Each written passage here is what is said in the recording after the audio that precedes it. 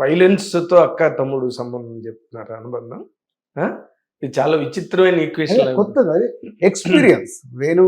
శ్రీరామ్ వేణు నాకు కథ చెప్పినప్పుడు చెప్పాడు, సార్ ఈ థియేటర్ ఎక్స్పీరియన్స్ కోసం తీద్దాం ఈ సినిమా.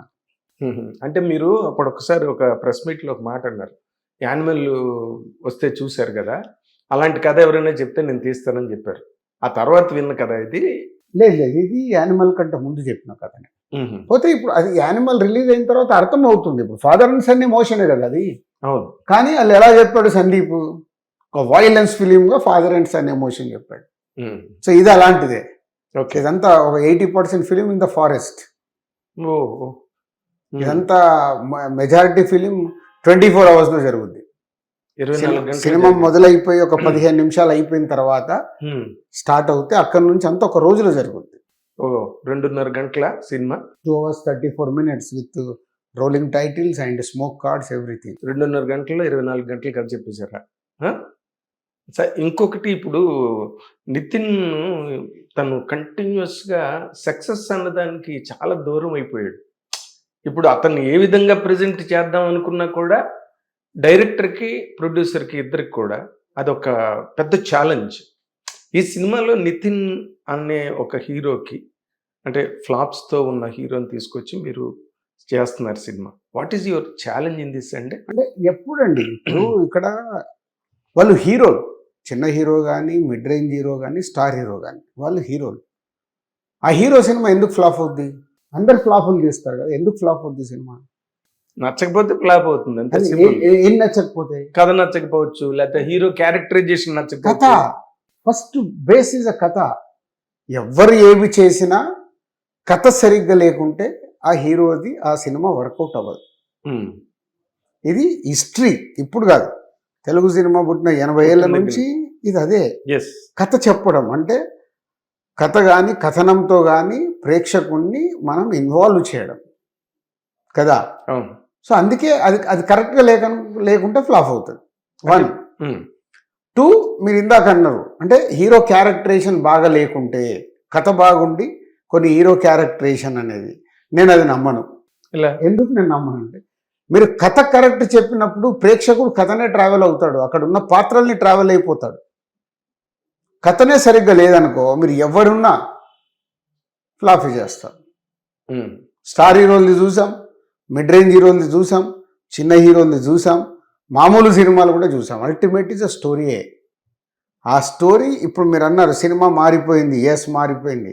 మారిపోయిన సినిమాని అర్థం చేసుకొని ప్రేక్షకుడు థియేటర్కి వచ్చిన తర్వాత ప్రేక్షకుడిని ఎలా ఎంగేజ్ చేశాం. ఇప్పుడు సంక్రాంతికి వస్తున్నాం ఉంది, దానికంత ముందు వెంకటేష్ గారు ఒక సినిమా చేశారు, అది డిజాస్టర్ అయింది. సైంధవ్ అనే సినిమా డిజాస్టర్ అయింది, ఆడలేదు, మార్నింగ్ షోతోనే సూపర్ ఫ్లాప్ టాక్ వచ్చింది. దాని తర్వాత సంక్రాంతికి వస్తున్నాం చేశాం. జనాలు ఎందుకు వెయిటింగ్లో ఉండే సినిమా అంత పెద్ద హిట్ చేశారు? అనిల్ రావుపూడి వెంకటేష్ గారిని చుట్టూ అల్లిన కథని పెట్టుకొని ఎంటర్టైన్మెంట్ చేసిన విధానముతో మార్నింగ్ షోలే ఫుల్ స్టోని 5 గంటలకే షోలు పడిపోయాయి కదా, అంటే ఎర్లీ మార్నింగ్ 5 o'clock.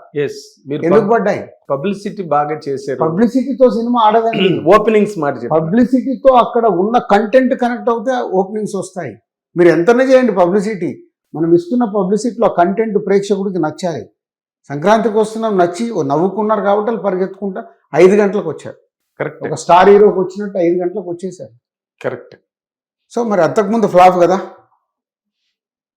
ఇదే సూపర్ హిట్ కదా. సో అల్టిమేట్ డైరెక్టర్ ఎంచుకొని చెప్పిన విధానంలోనే ఆధారపడి ఉంటాయి. అంటే ఇప్పుడు డైరెక్టర్ చెప్పడం అన్నది, లేకపోతే నిర్మాత డైరెక్టర్ చెప్పిన కథని ఒప్పుకోవడం అన్నది, దానికన్నా ముందు ఈ యంగ్ హీరోలు, మెయిన్గా పెద్ద హీరోల సంగతి పక్కన పెట్టి యంగ్ హీరోలు అందరూ కూడా వాళ్ళ సొంతంగా కథ రాయించుకోవడం, వాళ్ళకి కావాల్సినట్టుగా సీన్లు రాయించుకోవడం, పంచి డైలాగులు వాళ్ళు, అప్పుడు ఫ్లాప్ అవుద్ది. మీ క్వశ్చన్ దగ్గర చెప్తాను, హీరో అనేవాళ్ళు హీరో పని చేయాలి, వాళ్ళకి కావలసినట్టు రాపించుకున్నప్పుడు సినిమా ఫ్లాప్. మరి ఎందుకు చేస్తున్నారంటారు ఆ పని? వాళ్ళు చేస్తారు, వాళ్ళ కోరికలు ఉంటాయి, ఆ కోరికల్ని యాక్సెప్ట్ చేసే ప్రొడ్యూసర్స్ ఉంటారు, దాన్ని బట్టి జరుగుతుంటాయి. అంటే మీరు ఈ సినిమాలో అలాంటిది ఏదైనా జరిగింది? అస్సలు, అంటే అస్సలు నితిన్ ఇన్వాల్వ్, వేలు కాదు ఏం పెట్టలేదు మీరు అస్సలు. ఏమైనా ఇప్పుడు గేమ్ చేంజర్ ఉంది, రామ్ చరణ్ 0 ఇన్వాల్వ్, శంకర్ గారు చెప్పింది చేసేసి వెళ్ళిపోయాడు. నాకు ఇది కావాలి అది కావాలని ఎప్పుడు చెప్పరు. అలా పెద్ద డైరెక్టర్తో పనిచేసేటప్పుడు స్టార్ హీరోలు కూడా వాళ్ళు చెప్పింది చేసుకొని వెళ్తారు. అంటే శంకర్ అంటే ఒక మార్క్ ఉన్న డైరెక్టర్, ఎగ్జాంపుల్ చెప్తున్నాను నేను, ఎగ్జాంపుల్. మీరు అనే దాంట్లో కొందరు హీరోలు కూర్చోబెట్టుకొని అలా రాయించుకొని సక్సెస్ అయిన వాళ్ళు కూడా ఉన్నారు. సక్సెస్ అయినప్పుడు బట్ మోర్ పర్సంటేజ్ అదే సక్సెస్ అయినప్పుడు ఏమవుతుంది, ఆ హ్యాంగ్ ఓవర్ స్టార్ట్ అవుతుంది. సక్సెస్ అవగానే ఇది నేను చేయించుకున్నా, నేను చేయించుకున్నా అనే పదం స్టార్ట్ అవుతుంది. అక్కడ స్టార్ట్ ఫెయిల్యూర్స్. అంటే ఇప్పుడు మీరు ఒక దిల్ రాజుగా కాబట్టి మీరు అది కమెంట్ చేయగలుగుతారు. ఫర్ ఎగ్జాంపుల్ మీరు దేనిలోకి ఇన్వాల్వ్ అవుతాయా కదా, డైరెక్టర్ చెప్పింది చేయండి అని చెప్పగలిగే కెపాసిటీ, కమాండ్ ఉన్న ప్రొడ్యూసర్ మీరు.